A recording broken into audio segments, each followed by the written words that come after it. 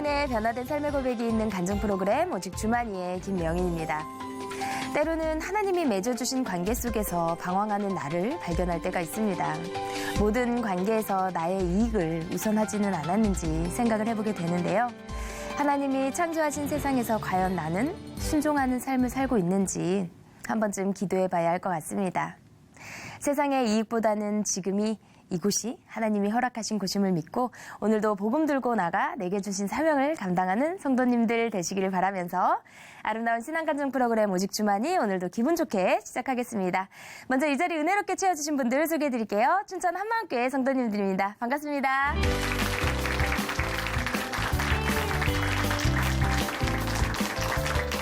네, 오늘 오직 주만에서 소개해드릴 첫 번째 출연자는요. 어려서 부모님의 이혼으로 엄마의 빈자리를 느꼈다고 합니다. 자라면서 커져가는 공허함과 외로움 때문에 하루를 버티는 것조차 힘이 들었다고 하는데요. 점차 심해지는 우울증으로 모든 것이 엉망이 되어버린 그때 기적처럼 만나게 된 예수님을 자랑하기 위해서 오늘 이 자리를 찾아주셨다고 하는데요. 춘천 한마음교회 윤소연 자매님 박수로 모셔보겠습니다.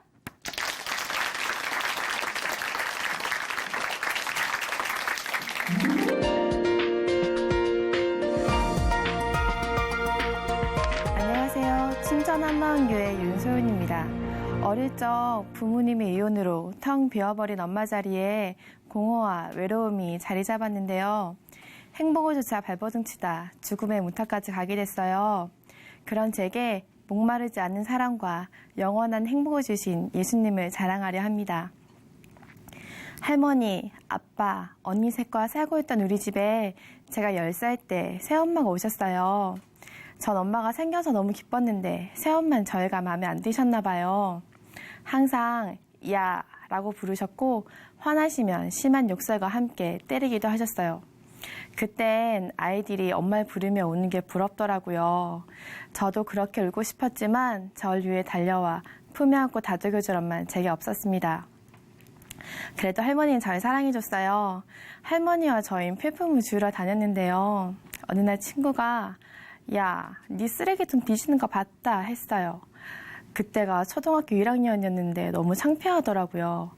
하지만 할머니가 엉덩이에 톡톡 토닥이시며 아고 착하다 우리 강아지 한마디면 날아가듯 기뻤어요. 전 할머니가 돈 때문에 고생하시는 게 마음이 아파 할매, 내가 크면 돈 많이 벌어서 효도할게 했어요. 하지만 할머니는 고생만 하시다 돌아가셨습니다. 사랑하는 할머니가 그렇게 떠나시자 마음이 무너져 버렸어요. 그 후 언니들의 소중함은 더 커져만 갔습니다.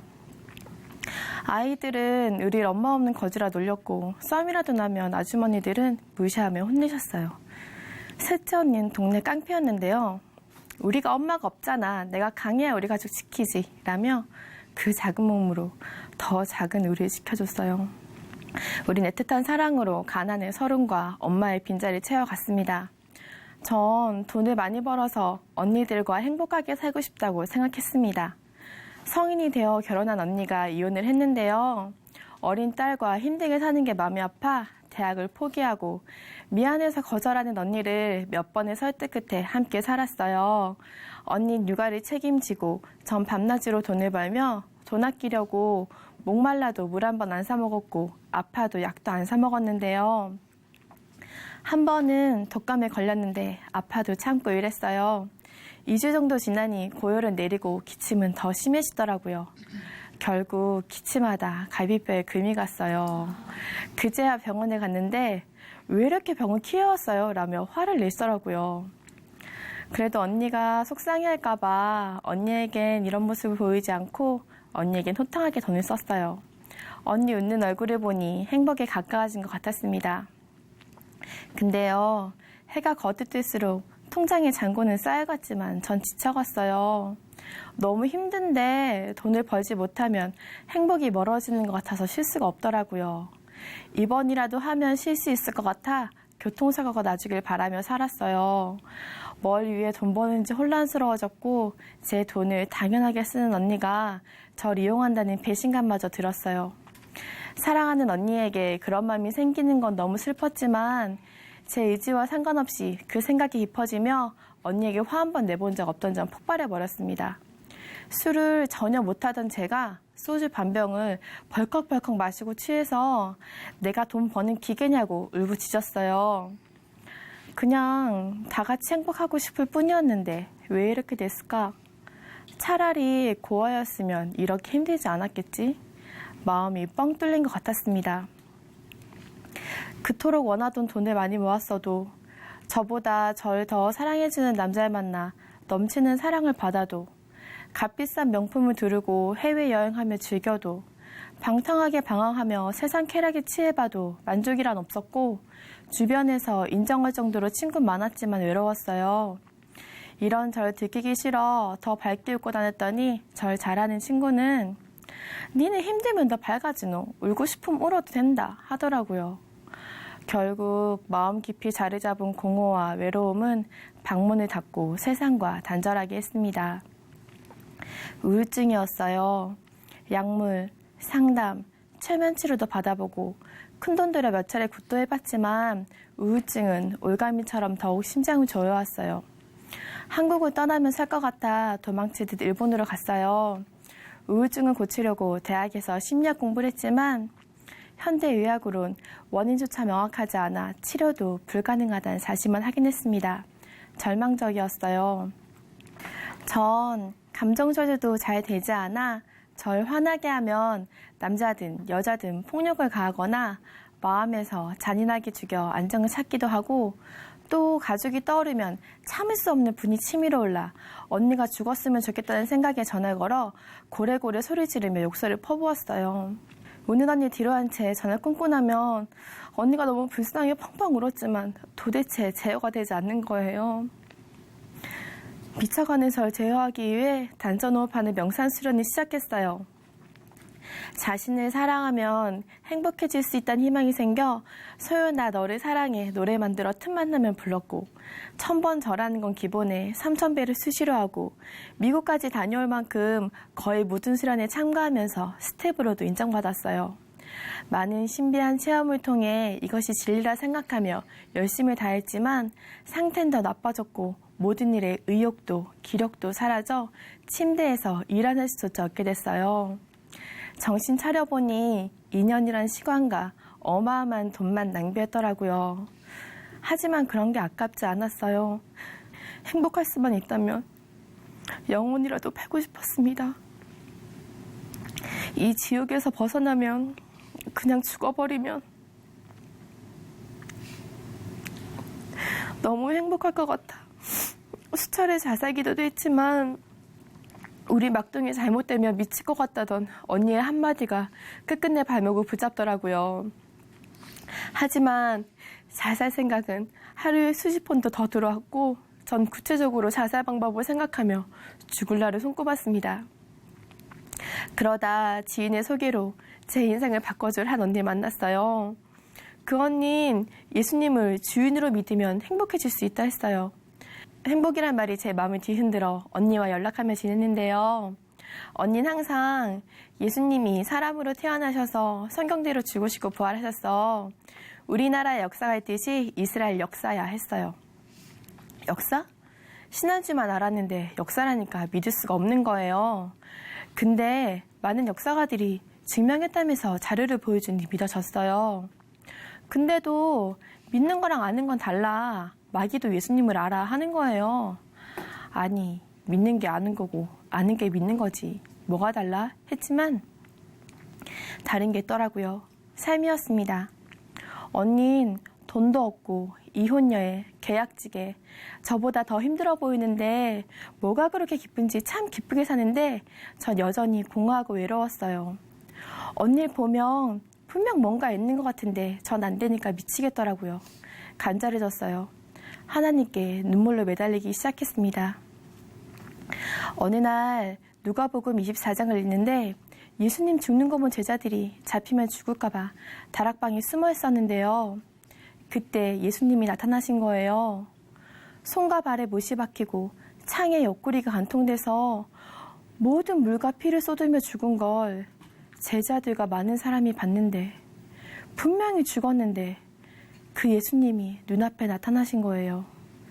제자들이 너무 놀라고 영인 줄 알고 무서워하니까 예수님께서 영은 살과 뼈가 없대. 나는 있다.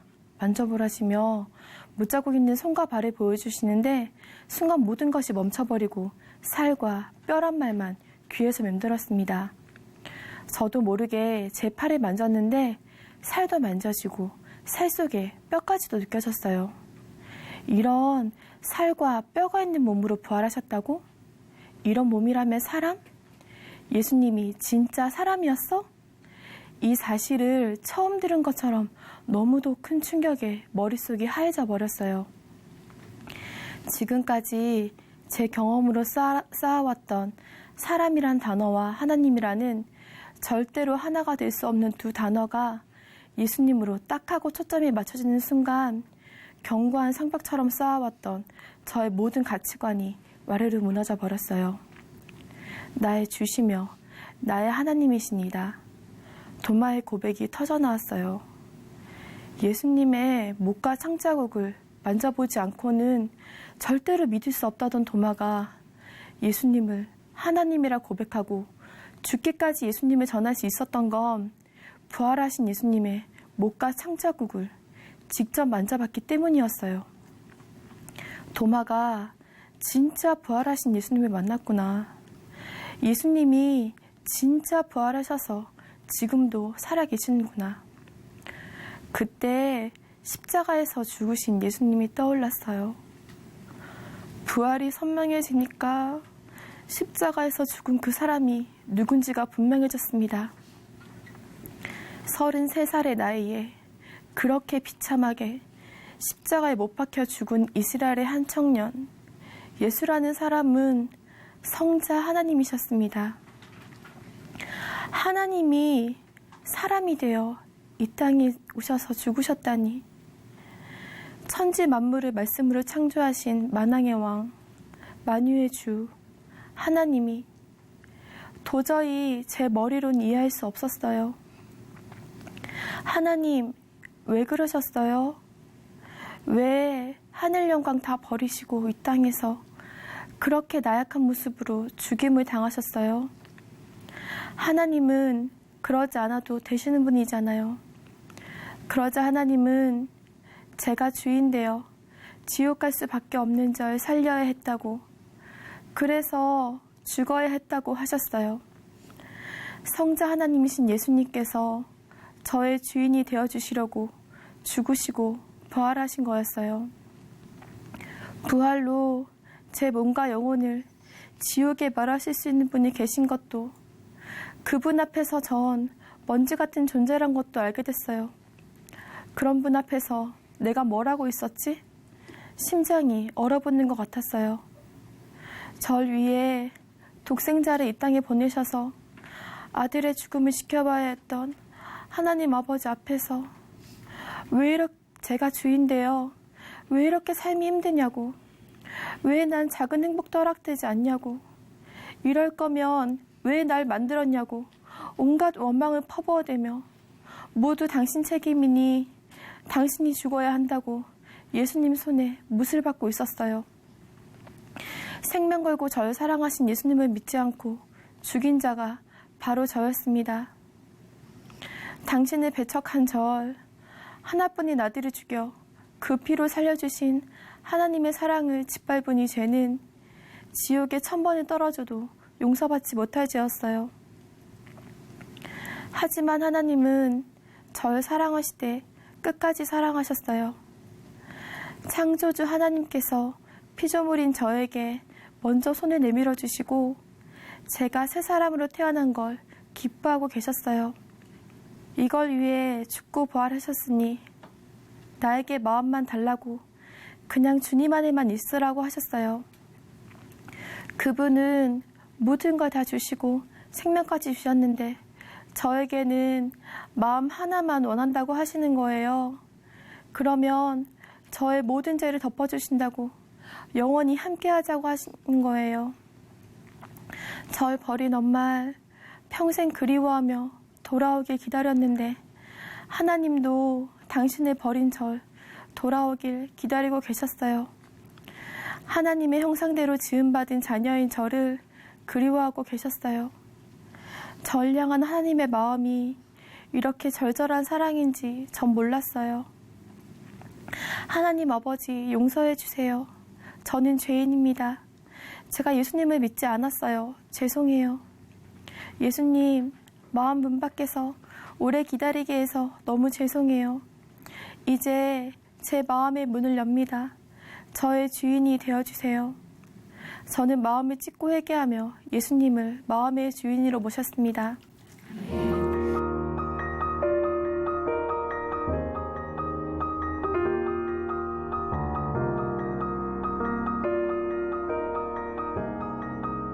기쁨과 행복의 근원이신 예수님이 주인 되시고 메말랐던 제 마음에도 행복과 감사가 넘쳤어요.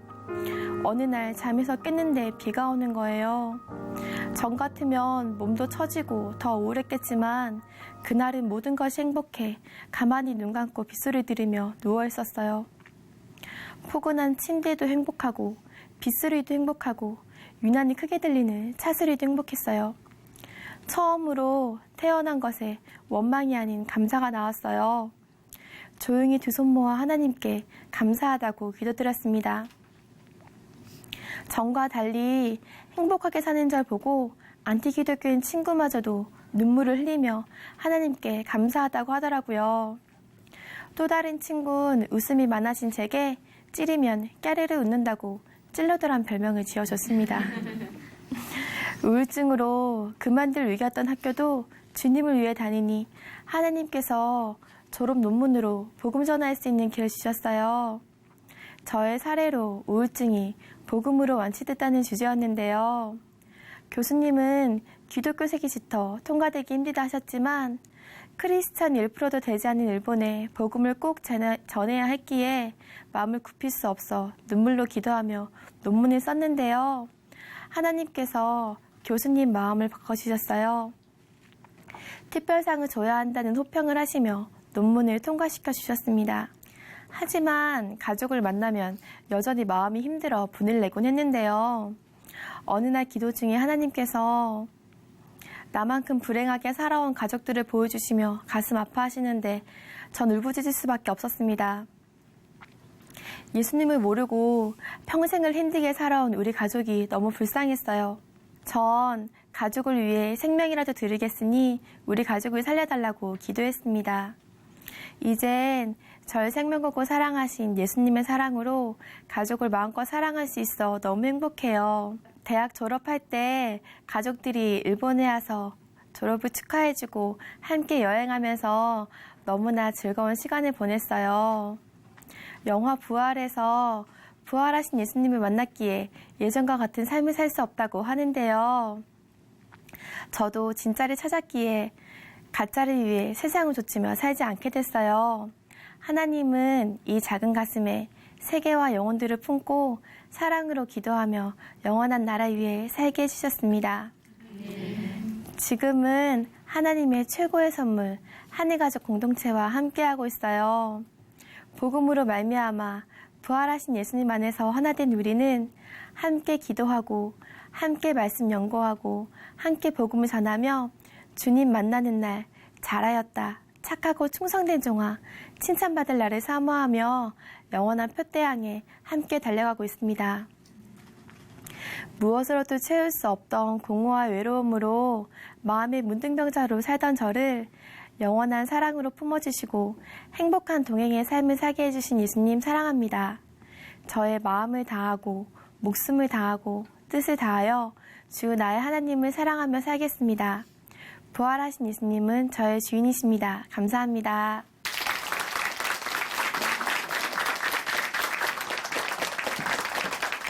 우리 모두가 느끼는 것이지만 관계의 어려움은 누구에나 있기 마련이죠. 그런 고난을 통해 하나님께 나와 기도하게 하시니 감사한 마음도 듭니다. 어렵고 힘들었던 어린 시절의 이 아픔이 있지만 그 모든 것을 사랑으로 품어주시는 주님을 만나 이렇게 행복한 동행의 삶을 살게 되신 자매님을 우리가 늘 함께 응원하겠습니다. 오늘 간증 감사히 잘 들었습니다. 다시 한번 박수 보내드리겠습니다.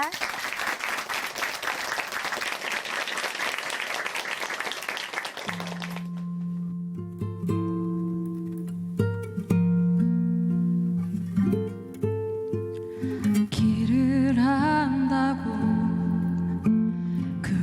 그렇게 생각했죠. 다 이해할 수 없지만 그 길을 따랐죠.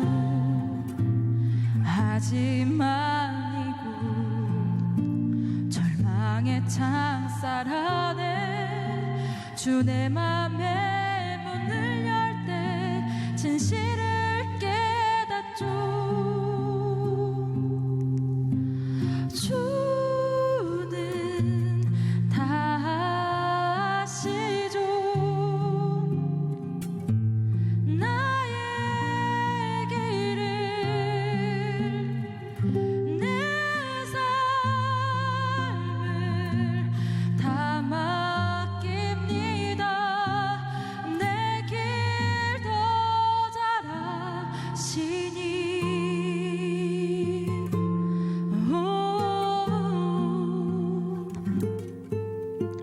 해답도 모르는 시험 문제처럼 주님의 뜻을 찾지만 다 할 수 없었죠. 시련의 세월이 내게 준 한 가지 다 이해하진 못해도 주 신뢰하는 것 내 주는 다 아시죠. 나의 길을 내 삶을 다 맡깁니다. 내 길 더 잘 아시니 하늘 나는 새를 바라볼 때 그렇게 나도 날 수 있을 거야. 소망의 날개 펼 수 있도록 나를 이끄소서. 가르치소서. 내 주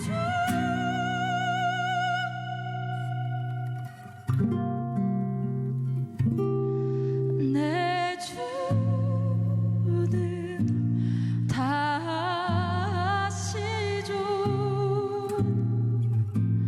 나의 길을 내 삶을 다 맡깁니다. 나 비록 알지 못하나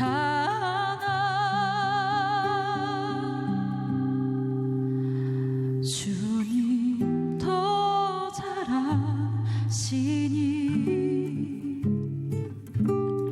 내 길 더 잘 아시니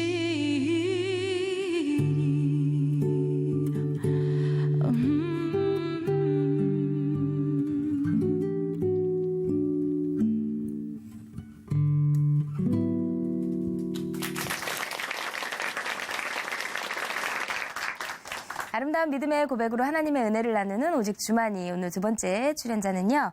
어려서부터 교회가 집이고 집이 교회인 환경에서 자랐다고 해요. 아버님이 목사님이셨다고 합니다. 그래서인지 어린 마음에도 사람들이 하나님을 믿게 하려고 많은 노력을 하셨다는데요. 그러면서 본인은 서서히 지쳐갔다고 합니다. 형제님에게 어떤 일들이 있었는지 직접 모셔서 들어보도록 하겠습니다. 춘천 한마음교회 배동호 형제님 박수로 모시겠습니다.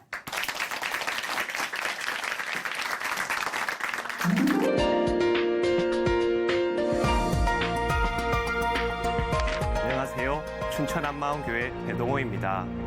저는 저의 삶으로 하나님의 살아계심을 증거하려고 했는데요. 그러나 그러한 노력은 저를 점점 짓누르고 지치게만 했습니다. 그러던 중 부활의 주님을 만나게 되어 더 이상 내 삶이 아닌 오직 부활로 하나님의 살아계심을 기쁘게 증거하게 된 저 이야기를 나누고자 합니다. 저는 어려서부터 교회가 집이고 집이 교회인 환경에서 자라났습니다. 왜냐하면 아버지께서 목사님이시거든요. 이런 환경 덕분인지 저는 교회가 참 좋았습니다. 그런데 어느 때부터인가 너희는 세상의 소금이니 소금이 만일 그 맛을 잃으면 무엇으로 짜게 하리요? 후에는 아무 쓸데없어 다만 밖에 버려져 사람에게 밟힐 뿐이니라는 성경 말씀처럼 교회가 맛을 잃은 소금이 되어 세상 사람들에게 밟히고 있는 것 같았습니다. 저는 이 문제를 어떻게 해결할 수 있을까 나름 고민하게 되었습니다. 그러자 제 안에 한 가지 결단이 생겨났습니다. 나의 삶으로 하나님의 살아계심을 세상 속에 증거하리라. 저는 저를 포함한 모든 사람들이 참다운 그리스도인의 삶을 보여주면 사람들이 결코 교회를 욕하지 못할 것이라고 생각했고 더 나아가 하나님의 살아계심을 고백할 것이라고 생각했습니다. 이후 저는 정말 그런 삶을 살기 위해 노력했는데요. 먼저 성경 속에 나타나는 역사들이 그대로 오늘날 제 삶에도 나타나는 것을 보여주려고 했습니다. 예를 들어 한 번은 동생이랑 제주도에 놀러 간 적이 있었는데요. 여행 시작부터 비가 내리기 시작하여 그 다음 날에도 계속해서 내리는 거예요. 비 때문에 여행이 제대로 되지 않아 너무 짜증이 났습니다. 그런데 문득 엘리야가 기도한 즉 3년 반 동안 비가 오지 않았고 또 기도하니 내리지 않던 비가 내렸다는 사실이 떠올랐습니다. 그래, 엘리야가 있는데 내가 못할 이유가 어디 있느냐? 길을 가면서 기도했습니다. 하나님, 엘리야의 하나님이 나의 하나님이시지 않습니까? 비 좀 그쳐주세요. 그렇게 기도를 드리자 비구름 너머로 빛이 보이는 것 같은 거예요. 그래서 옆에 있는 동생에게 말했어요. 야, 빛이 보이는 것 같은데? 순간 동생은 여전히 비가 내리는 하늘을 보더니 무슨 헛소리 하냐고 했습니다. 그래도 저는 계속해서 기도했습니다. 그러자 얼마 후 진짜 비구름 사이로 빛이 비치기 시작하더니 언제 비가 왔냐는 듯이 해가 쨍쨍한 거예요. 이를 본 동생은 우연이야 우연이라 했고 저는 믿는 자 안에서 우연은 없다고 동생의 믿음 없음을 꾸짖어 주었습니다. 그리고 그날 하나님께서 얼마나 태양을 강하게 비추셨던지 하루 만에 얼굴에 진물이 흐를 정도로 화상을 입어 다음날 병원에 가야 했습니다. 또 저는 어리석다는 소리를 들을 정도로 도덕적인 삶을 살려고 했습니다. 교통법규 지키기, 불법 다운하지 않기, 쓰레기 버리지 않기 등 초등학교 교과서에서나 나올 법한 유치한 일들이지만 저는 그것들을 칼같이 지키려고 했습니다. 한 번은 인터넷으로 신발 한 켤레를 샀는데 판매자의 실수로 2켤레가 온 거예요. 그러자 음식에 파리가 모이듯 신발 주위로 사람들이 모여들기 시작했습니다. 그러더니 그냥 달라는 사람에서부터 하나님 핑계를 대며 형님, 이건 제가 신발이 없다고 하나님이 보내시는 선물이 틀림없습니다. 이런 말들을 하는 거예요. 저는 조금의 망설임도 없이 판매자에게 돌려보내버렸습니다. 또 물질에서도 하나님 뜻대로 쓰려고 많이 노력했습니다. 물론 신학생이기에 수입은 적었지만 11조는 돈뿐 아니라 상품권 하나를 받아도 철저하게 계산했고 어려운 이웃을 위해 사용하기 위한 11조도 따로 두었습니다. 또 저의 노력으로 벌지 않는 돈들, 가령 장학금과 같은 돈들을 받으면 대부분 어려운 분들 위해 사용했습니다. 물론 당사자가 모르게 말이죠. 이외에도 저는 참다운 그리스도인을 살기 위한 많은 노력들을 했습니다. 이런 저의 노력들이 헛되지는 않았던지 예수님 믿으라고 말하지도 않았는데도 저의 삶을 보고 당신과 같은 사람이 있는 곳이라면 교회를 다니겠다는 사람이 나타나기도 했습니다. 또 주위에서는 동호는 교회에서나 학교에서나 집에서나 항상 신학생인 것 같아라는 말들을 했고 제가 생각해도 틀마 같지는 않았습니다. 더욱이 제 입으로 말하기엔 부끄럽지만 제 동생은 이런 저를 보고 살아있는 사람 중에 가장 존경한다고까지 하였습니다. 그러나 이렇게 매번 저의 삶으로 하나님의 살아계심을 증거한다는 것은 말처럼 쉬운 일이 아니었습니다. 노력하면 노력할수록 저 나름대로 세운 그리스도의 기준이 저 자신을 짓눌렀습니다. 예를 들어 새벽 기도를 한 번 안 나가면 나 같은 게 무슨 밥 먹을 자격이 있냐며 밥을 굶었습니다. 또 차도 오지 않는 횡단보도에서 다른 사람들은 다 지나가는데 혼자 지키고 있자면 스스로가 바보가 된 것 같아 이렇게까지 해야 되나 싶었고 어쩌다 신호를 어기면 마음이 편치 않아 그 자리에 서서 즉시 회개기도 해야 했습니다. 특히 성경 속 약속의 말씀들이 실제로 내 삶에 나타나지 않을 때에는 아니 하나님, 말씀의 유효 기간이 있는 것도 아니고 옛날은 되는데 왜 지금은 안 되냐고 따졌습니다. 그렇게 저는 점점 스스로 지쳐갔고 하나님에 대한 고민과 질문이 쌓여만 갔습니다. 그러던 어느 날이었습니다. 집에 계시던 아버지께서 어떤 간증 영상을 보시다가 진짜를 찾았다며 엄청 기뻐하시는 거예요. 그리고 저에게도 한번 보라고 하셨습니다. 아버지의 권유의 간증들을 보는데 저는 그저 그런 거예요. 이런 저를 보시고 아버지께서는 그냥 드라마 보듯이 보지 말고 무릎 꿇는 심정으로 정말 저들이 무엇을 말하고 있는지 그 핵심이 무엇인지를 알고자 하는 마음으로 보라고 하셨습니다. 아버지의 충고를 받아들여 간증들을 보는데 이전에 그토록 평범했던 간증들이 새롭게 보이기 시작하는 거예요. 모든 문제가 해결되고 상황과 환경에 상관없이 항상 기뻐하며 오직 복음을 전하는 일에 올인하는 간증자들의 모습은 그야말로 성경 속에서나 볼 수 있는 신앙인의 모습이자 제가 담고 싶은 모습이었습니다. 특히 청소년들의 변화된 간증과 선생님들을 통해 학교 아이들의 변화되는 간증은 실로 충격이었습니다. 아니, 교회에서도 아이들이 변화되지 않는데 어떻게 일반 학교에서 저런 일들이 일어날 수 있는 거지? 살면서 그렇게 큰 충격을 받기는 처음이었습니다. 그리고 이 모든 일들의 원인이 그저 부활하신 예수님을 만나고 그 예수님을 주인으로 모신 것뿐이란 사실에 놀랍기만 했습니다. 그래서 기도드렸습니다. 예수님, 저도 예수님의 부활하심을 믿습니다. 예수님만이 저의 주인이십니다. 그런데 이상하게도 그렇게 기도를 드려도 제 삶을 보면 계속해서 제가 주인인 거예요. 나도 예수님의 부활을 믿는데 왜 여전히 내가 주인이지? 도무지 이유를 알 수 없었습니다. 그때부터는 간증을 보면 여전히 큰 은혜는 받았지만 간증이 끝나면 저와 너무나도 다른 간증자들의 모습에 괴로움이 몰려왔습니다. 나도 저렇게 되고 싶은데 왜 안 되는 걸까? 아마 성경 속 지옥에 간 부자가 천국에 간 나사로를 보는 심정이 이런 것이 아닐까 싶었습니다. 한편 저의 삶으로 하나님의 살아계심을 증가하는 노력은 좋아지기는커녕 점점 최악의 상황이 되어버렸습니다. 하나님을 위한 건데 왜 하나님이 안 도우시지? 내가 그렇게 큰 욕심을 부린 건가? 그리고 끝내 이런 고백이 나오게 되었습니다. 하나님 믿는다는 것이 이렇게 힘들다면 누가 하나님 믿겠습니까? 정말 자포자기 상황이 되었습니다. 결국 저는 이대로는 그 무엇도 못할 것 같아 간증자들이 다닌다는 교회에 직접 찾아가게 되었습니다. 때마침 겨울 수련회 기간이어서 참석하게 되었는데요. 수련회 기간 선포되는 말씀은 정말 좋았습니다. 그러나 수련회가 끝나도 여전히 왜 예수님이 주인 되시지 않는지를 알 수 없었습니다. 하나님께서는 이런 저에게 한 형제와 교제를 할 수 있게 해주셨습니다. 저는 그 형제에게 솔직히 말했습니다. 예수님이 내 주인 되시기를 원하는데 왜 안 되는지를 모르겠다고. 그러자 형제는 주대심이 문제가 아니라 부활의 문제가 있는 게 아니냐라는 것이었습니다. 저는 그 말에 좀 의아했습니다. 당시 저는 예수님을 하나님이라고 믿을 수 있는 증거인 부활과 예수님을 주인으로 영접하는 주대심을 따로 생각했었습니다. 그래서 부활은 믿는데 주대심이 되지 않는다라고 생각했었습니다. 그러나 주대심이 문제가 아니라 부활이 문제라는 형제의 말에 다시 한번 내가 부활을 어떻게 바라보고 있는지를 생각해 보게 되었습니다. 저는 부활의 증인들을 보면서 부활은 도저히 부인하려고 해도 부인할 수 없는 역사적 사실임을 알고 있었습니다. 그럼에도 한 가지 걸리는 것이 있었는데요. 그것은 바로 제자들이 예수님의 부활을 보았을 때 엄청난 충격과 감격이 넘쳤을 텐데 저에게는 예수님의 부활이 전혀 충격적으로 다가오지 않는다는 거였습니다. 그래서 늘 부활을 볼 때 왜 내겐 충격적이지 않지? 뭔가 문제 있는 거 아니야? 라고 생각했었습니다. 즉 저는 부활이란 역사적 사실보다 부활을 바라보는 저의 느낌, 감정에 계속 초점이 가 있었습니다.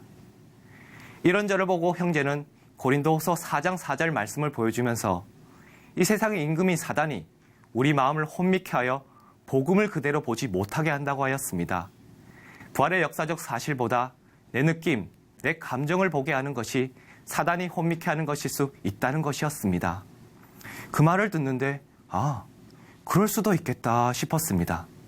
그래서 더 이상 부활을 내 느낌, 내 감정으로 보려던 생각을 제거하고 부활을 역사적 사실 그대로로 바라보았습니다. 바로 그 순간이었습니다. 십자가에 달리신 예수님이 비춰졌습니다. 십자가에 달리신 예수님이 그냥 사람이 아니라 진짜 하나님이시구나.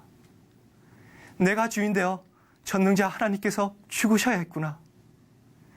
그런데도 여전히 내가 주인 되어 살아왔으니 이제는 어쩌면 좋지. 그동안 왜 그토록 힘들었지가 보여졌습니다. 삶으로 하나님을 증거한다는 이유로 저는 하나님이 내가 원한 대로 따라와 주길 원했습니다. 그런데 하나님이 내 뜻대로 따라오시지 않으시니 왜 하나님을 원하는데, 하나님을 위하는데 따라오시지 않으시냐고 소리치고 있었습니다. 철저하게 제가 주인이었고 하나님이 종이었습니다. 너무나도 악랄한 저의 죄가 보이자 회개할 수밖에 없었습니다. 하나님 용서해 주세요. 그동안 하나님을 위한다면서 제가 저희 주인 되어 살아왔습니다. 두 번 다시는 제가 저희 주인 되어 살아가지 않겠습니다. 그제서야 왜 그동안 예수님을 주인으로 모시고 싶어도 모실 수 없었는지를 깨달았습니다. 부활과 주되심은 따로따로가 아니었어요. 성령님의 인도하심으로 부활하신 예수님을 만날 때 예수님을 주인으로 영접하게 되는 거였습니다.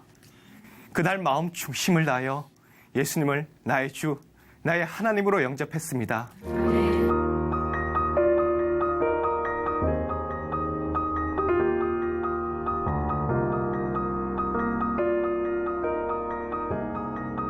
그러자 놀라운 변화가 일어났습니다. 천둥이 치고 하늘에서 불이 떨어지는 것과 같은 일은 없었지만 내면에 지각 변동이 일어나는 것을 느낄 수 있었습니다. 그동안 느껴보지 못했던 자유함이 임했고 지금 죽어도 천국에 간다는 구원의 확신이 강하게 들었습니다. 무엇보다 신기했던 것은 그동안 간증자들과 너무나도 다른 저의 모습에 괴로움이 컸었는데 한순간에 그들과 같아져 있는 저의 모습을 보게 되었습니다. 간증자들의 고백이 저의 고백이 되는 순간이었습니다. 부모님은 저의 이런 모습에 참 많이 기뻐하셨습니다. 특히 제 동생이 저의 이런 모습에 상당히 놀랐는데요. 존경에 맞지 않던 형인 제가 그동안 예수님 믿지 않았었다. 그러나 이제 예수님을 진정 주인으로 영접했다고 하니 충격을 받은 겁니다. 얼마 후 동생 역시 예수님을 주인으로 영접하게 되어 우리 가족 모두 기쁨을 누리게 되었습니다. 무엇보다 예수님을 주인으로 모시자 그동안 저를 짓누르던 삶에서 해방되었는데요. 저는 제가 주인 되어 내 힘과 노력으로 참다운 그리스도인의 삶을 보여주려다 지쳤잖아요. 그러나 이제는 예수님의 주인이시기에 이전과는 완전 다른 삶을 살고 있습니다. 하나님이 원하시는 그리스도인의 삶은 내가 하나님을 위해 뭔가를 하는 것보다 예수님과 함께 동행하는 것임을 알게 되었어요. 그래서 더 이상 내 힘과 노력으로 하나님을 위해 뭔가를 하려고 억지로 애쓰지 않아요. 오직 그분의 뜻에 따라 늘 그분과 동행하는 삶을 살고 있습니다. 예수님과 동행하는 삶은 기쁨 그 자체인데요. 예전 같으면 기도를 해도 응답이 되지 않으면 따지고 괴로워했겠지만 지금은 응답에 상관없이 저와 동행하시는 예수님을 믿기에 저절로 미소가 지어지는 기쁨의 기도를 드립니다. 또 그동안 저의 삶으로 하나님을 증거한다는 것이 하나님이 주신 부활이란 증거 앞에 얼마나 부족한지가 보여졌어요. 분명 다른 종교에도 그 종교의 신을 정말 바르게 믿는 사람이 있을 텐데 그렇다고 해서 그 종교와 신이 진짜가 될 수는 없는 거잖아요. 마찬가지로 제가 아무리 모두가 존경할 그리스도인의 삶을 산다고 할지라도 제 삶은 증거가 될 수 없었어요. 그래서 저는 부활하신 예수님을 전하는 사명자가 되었는데요. 사람을 만나 기회가 주어질 때마다 학교, 병원, 어디에서든지 부활하신 예수님을 전하고 있습니다. 한 번은 예전에 섬겼던 교회 부서 선생님들과 만나 식사를 하게 되었는데요. 그동안 있었던 일들을 이야기하면서 자연스럽게 복음의 감격을 나누게 되었습니다. 그런데 저도 모르게 울컥하고 눈물이 고여 말을 못 잇는 거예요. 원래 제가 눈물이 잘 없거든요. 순간 모두들 당황했습니다. 그렇게 눈물 어린 저의 간증을 들으신 선생님들께서는 제게 너무나도 행복해 보인다고 하셨고 다음에는 아이들과도 나누어 달라고 부탁하셨습니다. 또 한 번은 친구가 제발 한 번만 만나보라고 부탁을 해서 소개팅을 나간 적이 있었는데요. 보통 상대방의 관심사를 묻거나 자신의 괜찮은 점을 어필하잖아요. 그런데 저는 만나는 2시간 동안 부활하신 예수님만을 전했습니다. 헤어지고 얼마 뒤 친구에서 전화가 왔는데 아니나 다를까 아니 왜 소개팅에서까지 부활 얘기했냐며 원망의 소리를 들었습니다. 저도 조금 미안한지라 말했습니다. 미안하오. 그런데 어쩌겠소. 이제 내겐 부활밖에 없는데. 무심코 한 말이지만 이제 정말 저에게는 부활하신 예수님밖에 없습니다. 또 또 저는 저와 같이 예수님을 주인으로 모신 공동체에 눈이 떠졌는데요. 아직 공동체에는 제가 아는 사람보다 모르는 사람이 대부분이에요. 그런데 신기하게도 그들을 보면 진짜 피를 나눈 가족 같고 정말 사랑스럽습니다. 우리 목사님은 자주 형제를 위해 죽는 것이 마땅하다고 하시는데요. 정말 그 마음이 저의 마음이 되었습니다. 내 생명을 줘도 아깝지 않을 공동체와 함께 영원히 달려가고 싶은 마음이 간절합니다. 내가 주인되어 내 삶으로 하나님의 살아계심을 증거하다 지친 저에게 부활이란 완벽한 증거를 주신 예수님, 이 생명 다하는 순간까지 부활의 증인으로서 살아가겠습니다. 예수님 사랑합니다. 감사합니다.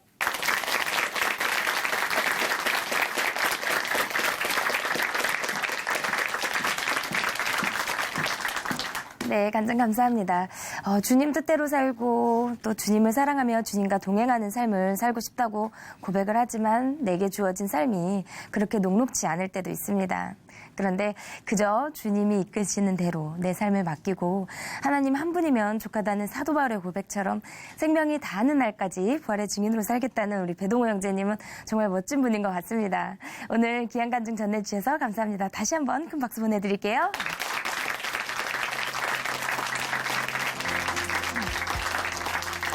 하나님으로 인해 변한 삶의 고백이 있는 간증 프로그램 오직 주만이 오늘은 여기까지입니다. 지금까지 함께해 주신 한마음교회 성도님들 그리고 시청자 여러분 감사드립니다. 오늘 하루도 우리의 주인 되신 예수님과 동행하는 행복한 하루 보내세요. 감사합니다.